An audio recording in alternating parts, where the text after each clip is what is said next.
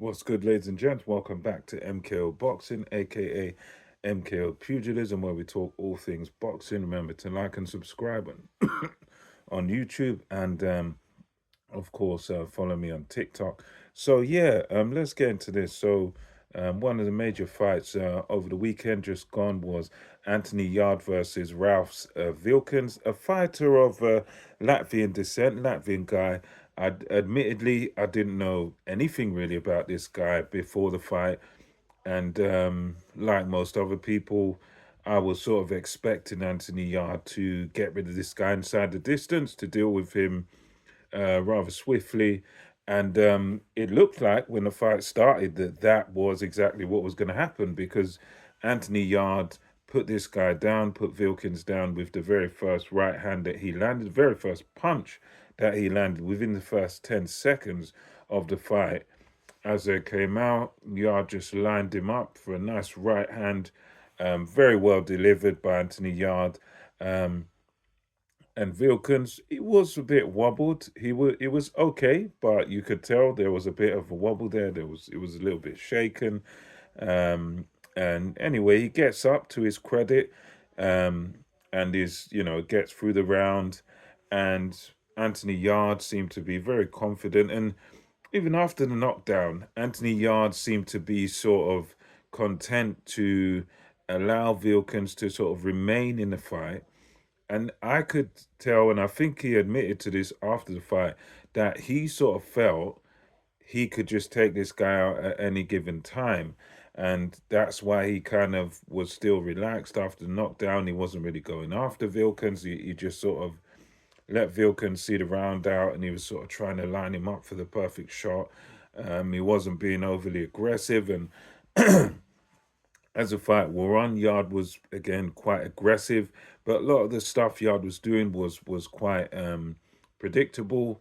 He was trying to go after Vilkans, sort of looking for the KO. But Vilkans, he went from being knocked down and nearly knocked out to actually nicking quite a few of the rounds. It ended up going to points, 98-92 to Anthony Yard, which I think, yeah, that may be, to be fair to Vilkans, that may be a little bit wider than what it would be if you sat down and if you watched the fight, because although Vilkans wasn't really hurting Anthony Yarde, he wasn't really doing any damage. He wasn't. I don't think he was. In my view, as someone watching it, I never really thought this guy Vilkans was going to take the fight. He was going to win the fight. But one thing I had to acknowledge, even as a guy that likes Yard, I'm a fan of his style and everything. I think he's a very good fighter, naturally talented, but he was losing a few rounds in there. He was getting caught with straight shots because Vilkans was very good on the combinations, throwing the straight shots, and he was able to catch Anthony Yard.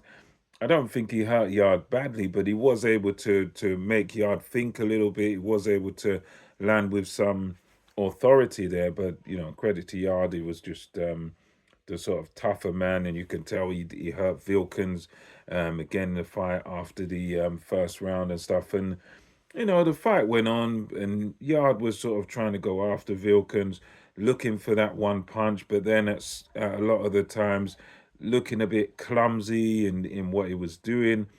And he kind of looked a bit rusty, and a bit too hittable at certain points in the fight. I mean, and that's not to take away from Yard or from his talent. He's very talented, but I must say in this fight he did get hit, a fair bit. He did get caught with some good counters from Vilkans, and for me, I was really looking for him to sort of take Vilkans out. I mean, going by the first round, in my opinion, I think really and truly, someone like Anthony Yard, who's looking at world titles, and he's someone who's done loads of rounds with he put Sergey Kovalev close. I mean, although he was well losing a fight on the cards, but he came very close to stopping Sergey Kovalev, and there was the empty the tank thing.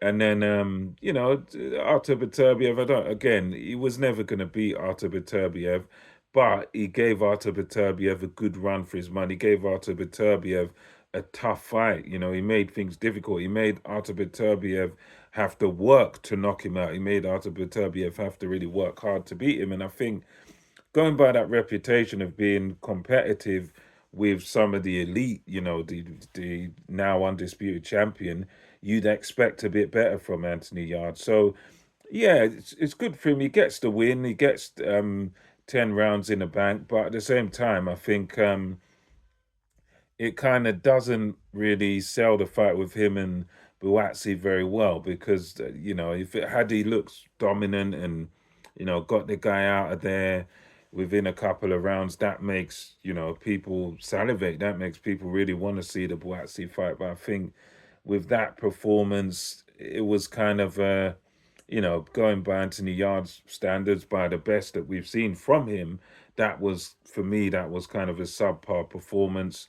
That was a guy that, for me, really, going by the power he has and what he was able to do in the first round, I think he should have got that guy out of there, really, if we're talking about, what the best case scenario is. But, at least at the end of the day, he still won the fight. After the fight, he was asked about what he wants next and, about is Joshua Buatsi going to happen, but he proceeded to mention every other name but Joshua Buatsi. I think he even mentioned Craig Richards, and Dan Aziz was yet to have fought. He mentioned Dan Aziz, and he was mentioning, about 3 or so other names and just sort of omitting the name of Joshua Buatsi, which for me, as a fan that really wants to see Buatsi versus Yarde, that's a disappointing sign because I think, if any time, I think the time is now really to make that fight. I mean, neither one of them is gonna sort of become world champion in any time soon because I think even the IBF, who are quite tough, are gonna sort of allow for the rematch. I've heard rumors that the IBF are gonna allow their belt to be on the line for an undisputed rematch between